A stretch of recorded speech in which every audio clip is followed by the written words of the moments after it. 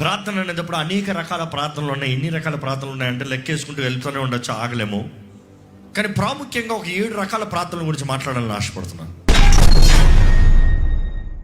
బైబిల్లో చూసినప్పుడు మొదటి రకమైన ప్రార్థన prayer of consecration. Prayer of consecration అంటాం, దేవుని దగ్గర ఏకాంతంగా వెళ్ళి ప్రార్థన చేస్తాం.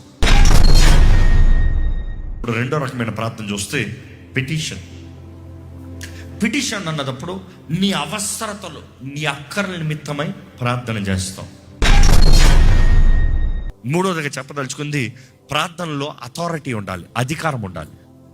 నీ అధికారం దేవుని మీద చలాయిస్తానికి కాదు, అపవాదిని పారదోలటానికి. నాలుగోదిగా చెప్పదలుచుకుంటాను కృతజ్ఞత ప్రార్థన, థ్యాంక్స్ గివింగ్ ప్రేయర్. దేవుడు చేసినవి ఎన్నో మన జీవితంలో ఉన్నాయి. నువ్వు అనుకున్నన్నీ ఇంకా చేయలేదేమో, కానీ అవి చేయాలంటే మొదటగా కలిగి ఉన్న దాంట్లో కృతజ్ఞత కలిగి ఉండు. అగ్రిమెంట్ ప్రేయర్ 5వ రకం, ఏకీభవించి ప్రార్థన చేస్తాం.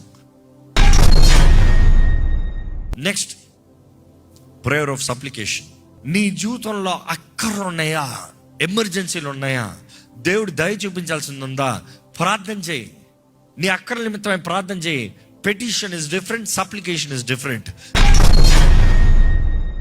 అండ్ నెక్స్ట్ చివరిగా ద ప్రేయర్ ఆఫ్ ఇంటర్సెషన్, విజ్ఞాపన ప్రార్థన.